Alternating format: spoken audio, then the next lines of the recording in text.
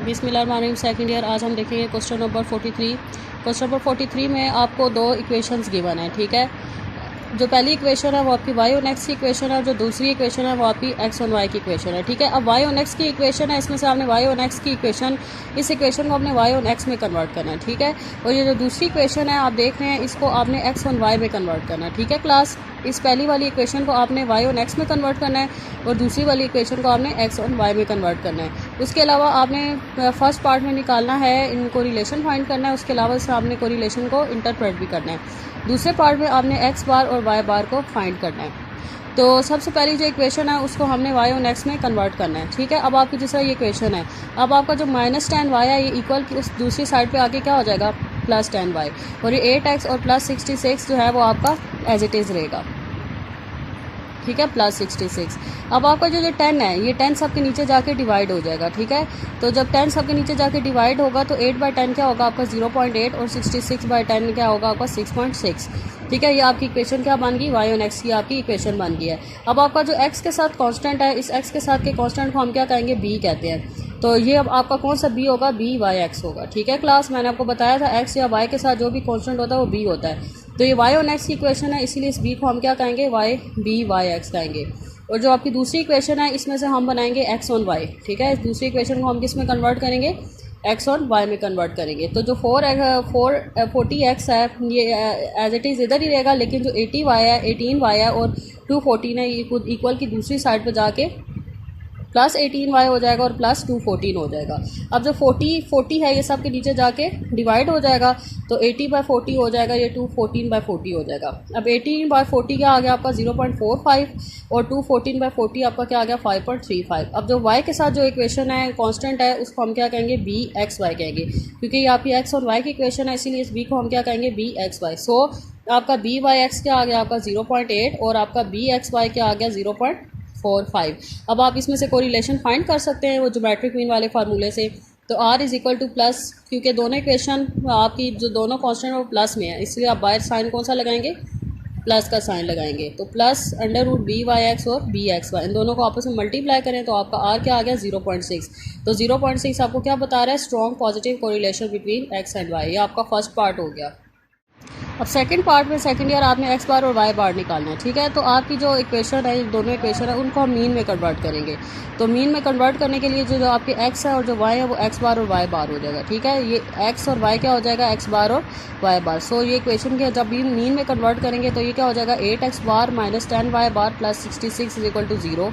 तो 66 इक्वल के दूसरी साइड पे आके क्या हो जाएगा -66, ठीक है। ये इक्वेशन नंबर 1 बन गई। इसी तरह दूसरी इक्वेशन को भी आप मीन में कन्वर्ट करें तो ये क्या हो जाएगा 40x बार -18y बार -214 = 0।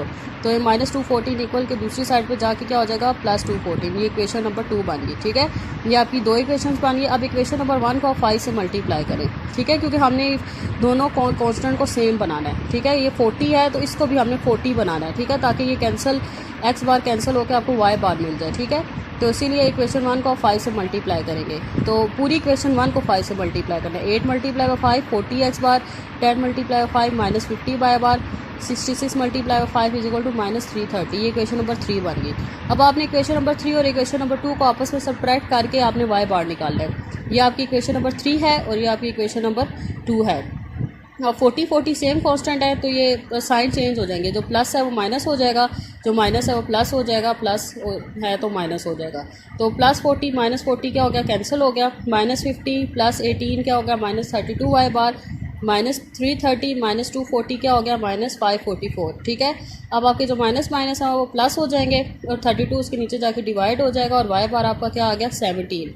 अब आप जो y बार है उसको इक्वेशन नंबर 1 में पुट करें तो आपका x बार आ गया 30। सो आपके x बार और y बार आपके सॉल्व हो गए, ठीक है। क्लास क्लियर हुआ आपको। सेकंड ईयर अब हम देख लेते हैं क्वेश्चन नंबर 44।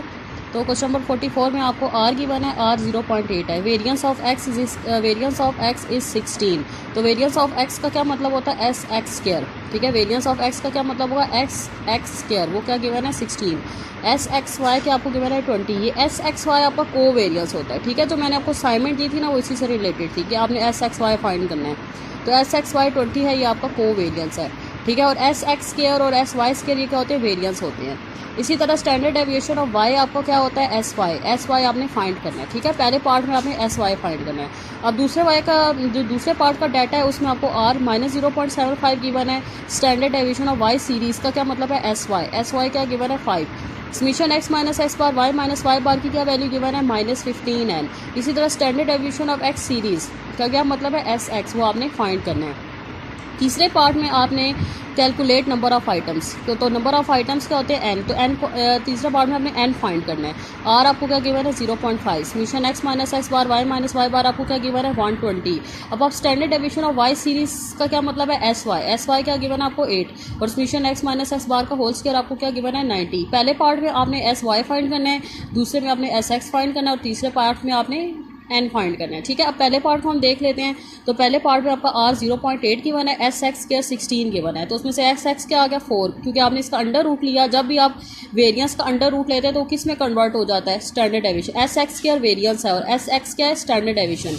तो वेरिएंस का जब भी आप अंडर रूट लेते हैं तो वो किस में कन्वर्ट हो जाता है, स्टैंडर्ड डेविएशन। तो अंडर रूट 16 = 4, ये आपका एस एक्स आ गया।